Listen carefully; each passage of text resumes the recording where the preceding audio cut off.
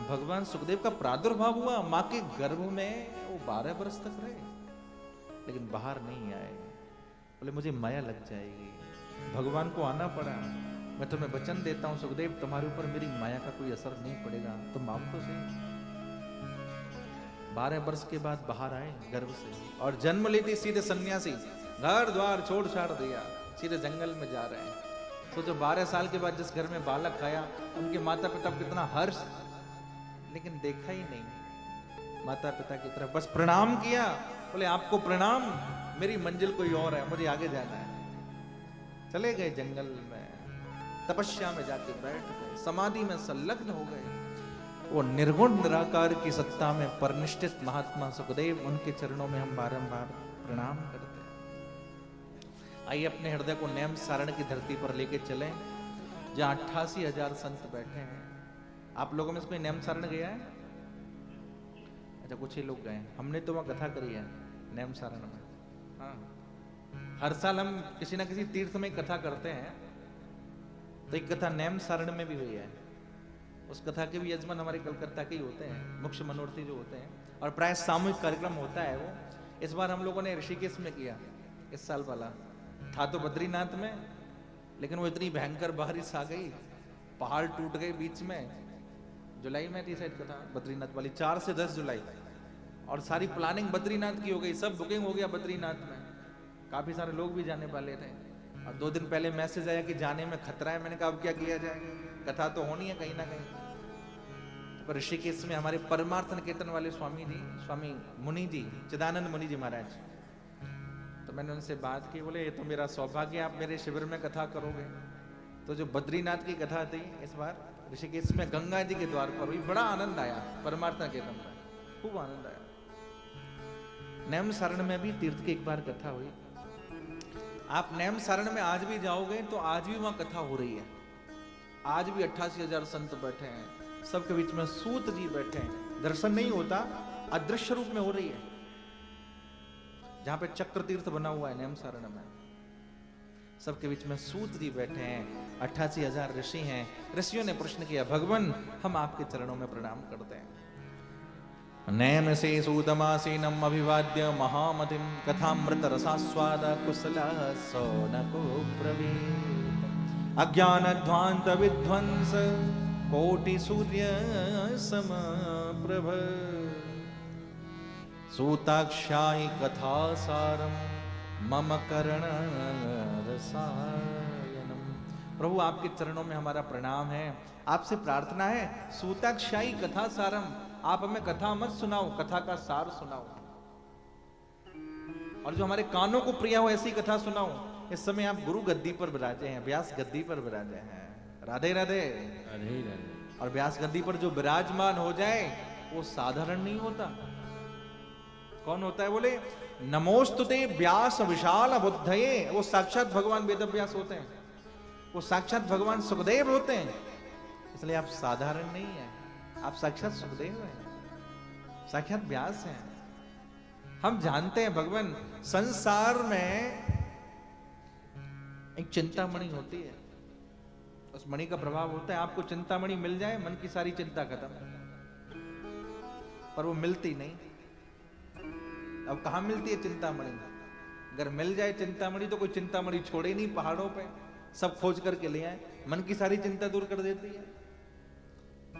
एक होता है कल्प वृक्ष, कहते हैं कल्प वृक्ष के फूलों को कोई अपने बालों में लगाए ना, उसको कभी बुढ़ापा नहीं आता। राधे राधे। पर भैया वो धरती पर होता नहीं, अगर होता धरती पे तो उस पर कोई एक भी फूल छोड़ता नहीं। कौन बूढ़ा होना चाहता है बता? आप किसी ओल्ड मैन को भी बोलो, अरे भाई अब तो बूढ़े हो गए, भगवान का भजन करो, तो आदमी जोर से कहता है बुढ़ा होगा तेरा बाप। अच्छी बात है। आजकल तो मैं देखता हूं हमें बहुत सारे वृद्ध महानुभाव ऐसे मिलते, लेकिन उनमें एनर्जी आप देखिए महाराज, क्या कहना। अच्छी बात है। हमारे यहाँ तो शास्त्र में 3 सूत्र दिए जाते हैं कि व्यक्ति को कर्म से हमेशा युवा होना चाहिए, उम्र से चाहे कैसा भी हो, उसके अंदर इतनी सक्रियता होनी चाहिए कर्म के साथ। बहुत सारे हमारे युवा भाई बहन युवा अवस्था में बूढ़ों की तरह हो जाते हैं, प्रमाद में पड़े रहते हैं, आलस्य भरा रहता है, कुछ नहीं करना, हाँ ठीक है, इसको प्रमाद कहा जाता है। भगवान शंकराचार्य ने कहा प्रमादम वही मृत्यु, ये प्रमाद नहीं, ये मृत्यु है। कर्म से युवा, ज्ञान से वृद्ध। ध्यान दीजिएगा, ज्ञान कैसा, जो बुजुर्गों के पास होता है। कर्म से युवा, ज्ञान से वृद्ध, और स्वभाव से बालक। बालक को आप थप्पड़ लगाओ, थोड़ी देर में प्यार कर लो, आपकी गोदी में आ जाएगा। आपको कोई थप्पड़ लगाए तो अच्छा, अजी थप्पड़ की बात तो बहुत दूर, कोई टेढ़ी आंख से ही देख ले, अरे बड़ा घूर घूर के देख रहे हो, कल देखता हूं। और कितने सारे लोग तो रात में लड़ने पहुंच जाते हैं, तुम्हारी हिम्मत कैसे हुई। पर आप बालक को देखिए, जिसको हम शिशु कहते हैं, आपने अभी चांटा लगाया, थोड़ी देर में आपकी गोदी में खेलेगा। इसलिए जिसका स्वभाव बालवत हो, जिसका कर्म युवा जैसा हो, और जिसका ज्ञान वृद्ध जैसा हो, ये तीन सूत्र यदि जीवन में, तो व्यक्ति के जीवन में आनंद रहता है। ऋषियों ने कहा नियम सारण में, बोले भगवान कल्प वृक्ष स्वर्ग तक की संपत्ति दे देता है, चिंतामणि मन की सारी चिंता दूर कर देती है, लेकिन चिंतामणि में और कल्प वृक्ष में इतनी सामर्थ्य नहीं कि वो भगवान का वैकुंठ धाम देते हैं। हाँ, जीवन में यदि गुरु प्रसन्न हो जाए तो वैकुंठ धाम मिल जाता है। चिंतामणिरलोक सुखम सुरद्रु स्वर्ग संपदम प्रयच्छति गुरु प्रेतो वैकुंठम योगी दुर्लभम। जो योगियों के लिए वैकुंठ है, वो वैकुंठ प्राप्त हो जाता है गुरु कृपा से। साल में एक दिन आता है, जैसे हम कहते हैं गुरु पूर्णिमा आता है ना, बहुत सारे महानुभाव केवल गुरु पूर्णिमा के दिन ही अपने गुरु जी को याद करते हैं, केवल और केवल गुरु पूर्णिमा के दिन, और पूरी साल बोले भूल गए, याद ही नहीं कि गुरु जी हैं या नहीं, या प्राण। ध्यान दीजिए, गुरु कोई मनुष्य नहीं है, गुरु एक तत्व है। आप देखिए, क्या भगवान राम को भी गुरु बनाने की आवश्यकता थी, लेकिन बनाए।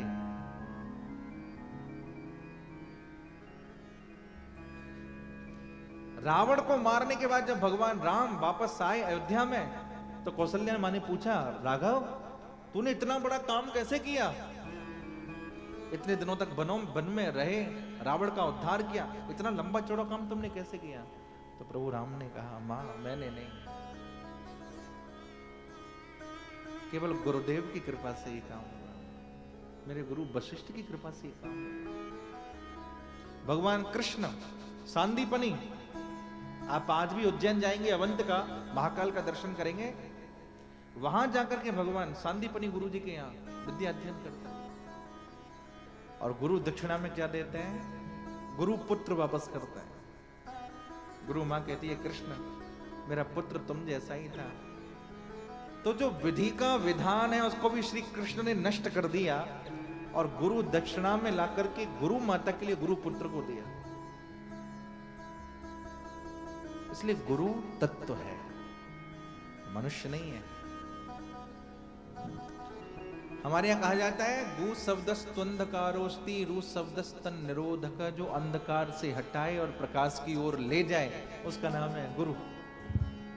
गुरु भी ऐसा हो जो शिष्य से कुछ भी ना ले, और शिष्य ऐसा हो जो गुरु को सब कुछ अर्पित कर दे।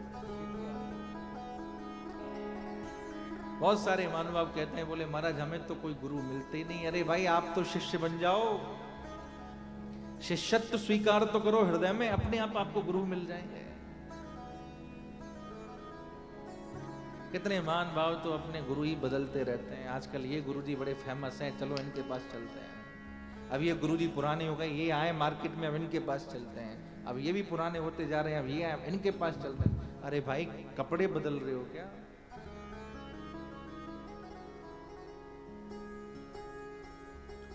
एक माता जी तो मेरे पास आई, बोले महाराज जब मैं 60 साल की थी, एक गुरु जी बनाए, 2 साल के बाद वो चले गए। फिर मैंने दूसरे गुरुजी बना लिए, 3 साल के बाद वो चले गए। फिर मैंने तीसरे गुरुजी बना लिए, 5 साल के बाद वो चले गए। तो मैंने कहा मेरे पास क्यों आई हो? बोले महाराज मैं आपकी कथा सुनती हूँ, कई सालों से सुनती हूँ, बड़ा प्रिय लगता है। आप संस्कृत के श्लोक जब बोलते हैं तो मेरे मन में आता है कि कहीं आपको ही मैं गुरुजी बना लूं। मैंने हाथ जोड़ के कहा माता जी मुझे तो भी बहुत कथा करनी है, आप तो जिन्हें गुरुजी बना रही हैं वो सुधारते ही जा रहे हैं। यदि भी विनोद है पर कहीं कहीं ऐसा दिख रहा है हम ये निर्णय ही नहीं कर पा रहे हमें क्या करना है क्या नहीं करना, क्या सही है क्या गलत है। प्रयच्छति गुरु प्रीतो, गुरुदेव की कृपा हो जाए। सतगुरु मेरे यहाँ कितना ये कमाल दी, सैन सा बनाया मैनू युगादा कंगाल सी। पंजाबी भाषा में गाते हैं। अच्छा कुछ पंजाबी लोग भी बैठे हैं क्या? नहीं पंजाब अच्छा है कुछ। ओ किथों ने रंगाया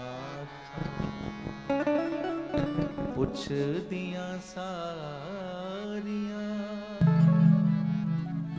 जदों तेरे नाम दिया चढ़िया खुमारियां। एक शिष्य कहता है, उससे किसी ने पूछा कि भाई तुम किस रंग में रंगे हुए हो? बोले रंग तो बहुतों का लगा पर जब से मेरे गुरु ने मुझे रंग दिया, हो जदों तेरे नाम दिया चढ़िया खुमारियां, किथों ने रंगाइया। कौन सा रंग? बोले सदगुरु मेरी आए किताए कमाल जी, सदगुरु मेरी आए किताए कमाल जी, शैन सा बनाया मैनू, शैन सा बनाया मैनू युगा दा कंगाल सी। बोले मैं तो युगों से कंगाल था पर जब से मेरे गुरु ने कृपा करी तो मैं सैन सा बन गया। और मेरे साथ क्या हुआ? वो शिष्य कहता है, बोले जन्म के रोग कटे, जन्म के रोग कटे, जन्म के रोग कटे, जन्म के रोग कटे, कटियां बीमारियां हो जदों तेरे नाम दिया चढ़ियां खुमारियां। ओ जदों तेरे नाम लिया कटियां खुमारियां। चढ़ियां खुमारियां, नाम खुमारी नानका चढ़ी रहत दिन रह। गुरु नानक कहते हैं कि नाम की खुमारी जब चढ़ जाए तो इस रंग के बाद संसार का कोई रंग चढ़ता नहीं।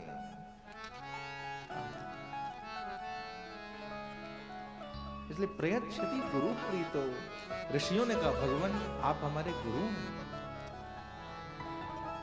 कृपा करिए हमारा कल्याण कैसे हो। इस घोर कलयुग में जीव दुष्ट स्वभाव के हो गए हैं, सब एक दूसरे का धन हड़पने में लगे हैं, फिर भी पेट नहीं भर रहा है। पेट तो भर रहा है, पेटियां नहीं भर रही हैं। इस संसार के अंदर ईश्वर ने जो भी प्रकृति बनाई है, ध्यान दीजिएगा मेरे भाई बहन, अगर हंस मोती चुगता है तो उसके मोती की व्यवस्था भी परमात्मा करता है। इस संसार में कोई भी जीव जंतु तक भूखा नहीं मरता, एक इंसान ही है जिसका कभी पेट नहीं भरता। राधे राधे राधे राधे। तृष्णा उधर वृद्धि, ये तृष्णा का पेट इतना बड़ा है कि भरने में नहीं आता। ये है तो ये मिल जाए, ये है तो ये मिल जाए, ये है तो ये मिल जाए, ये है तो ये मिल जाए। इसलिए भगवान कृपा करिए हमारा कल्याण कैसे हो। जब ऋषियों ने प्रश्न किया तो सूत जी ने कहा, ऋषियों ध्यान दे के सुनो, काल व्याल मुखग्रास त्रास निर्णास हेतवे श्रीमद् भागवतम शास्त्रम कलौ कीरेण भाषितम। जो कोई इस कलयुग में अपना कल्याण करना चाहता है उसे भागवत की कथा श्रवण करनी चाहिए। इसी भागवत की कथा को जब सुखदेव जी ने राजा परीक्षित को सुनाया तो देवता लोग आकाश से आ गए थे, हाथ में अमृत का कलश लेकर के आए। बोले आप ये अमृत का कलश, इसमें अमृत है, ये परीक्षित को पिला दो, और आप जो हरि कथा अमृत पिला रहे हैं ये हमें दे दो। राधे राधे राधे राधे। सब कहिए राधे राधे। सुखदेव जी ने मना कर दिया, नहीं। श्रोता बन के आते तो कथामृत पिलाता, तुम व्यापारी बन के आए हो, इसलिए व्यापार बुद्धि से कथा में बैठोगे तो कथा का असर नहीं होगा, मना कर दिया। इसलिए भागवत की कथा देवताओं को दुर्लभ है, लेकिन हम मनुष्यों को सुलभ। इसी भागवत की कथा को, भागवत के ग्रंथ को सत्यलोक में ब्रह्मा जी ने तराजू में तौल करके देखा है। एक पलड़े पर सारे शास्त्र रख दिए हैं और एक पलड़े पर भागवत ग्रंथ रखा है।